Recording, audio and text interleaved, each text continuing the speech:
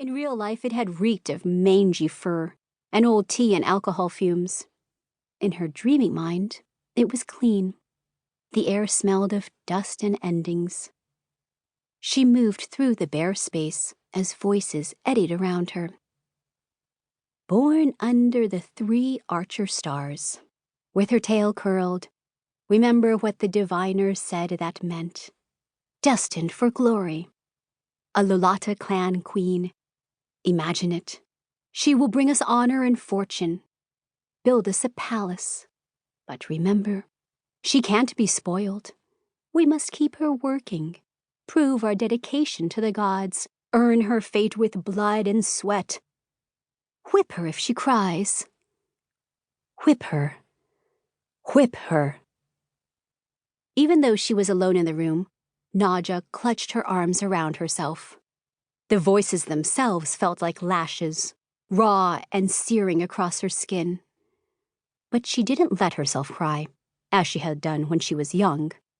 Instead, she shouted back, growled at the bare walls where the ghosts of her parents' obsessive plans for her still lived. I am General Naja. I am the king's closest confidant. I am more than enough. I am glad I left you all to rot.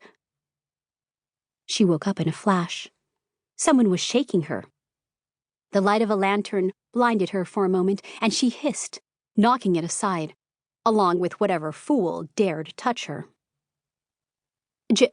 General Naja, came the voice of one of her maids.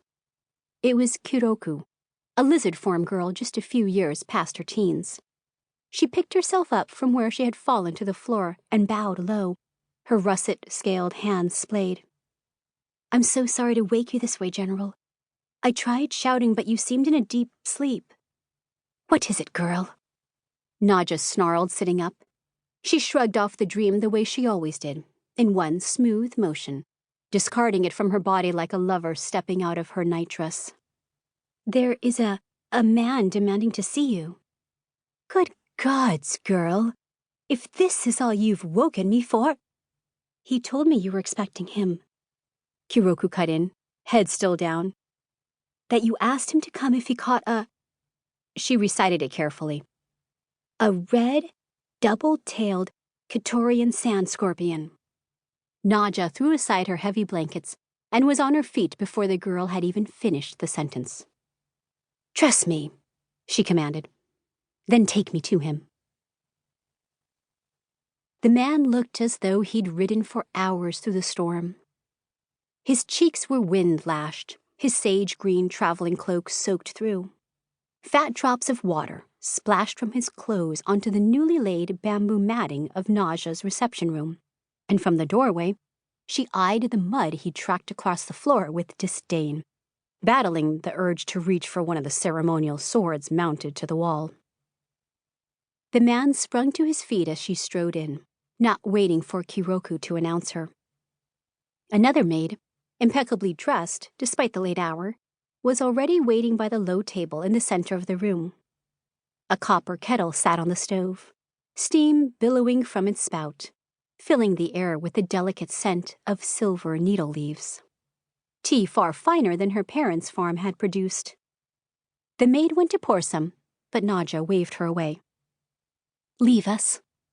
Both girls lowered their heads, shuffling from the room at once. General Naja, the paper-cast man stuttered, bowing deeply. Black hair flopped over his head in wet straggles. It is an honor to meet you again. She gave a tiny jerk of her chin as she knelt opposite him. Counselor Shu. Even without the cushion she knelt on, Naja would have come to just under twice his height. Shu was short even for a human. He kept his head half bowed, his eyes flicking up every so often from his lap to meet her steel-eyed glare, then promptly dropping, as though the sight of her hurt his sensitive human eyes. The pink tip of his tongue poked out to wet his cracked lips. Naja's nose twitched, her own lips furling. The pungent mixture of his sweat and the tang of horsehide wasn't pleasant, to say the least. This was one of the rare instances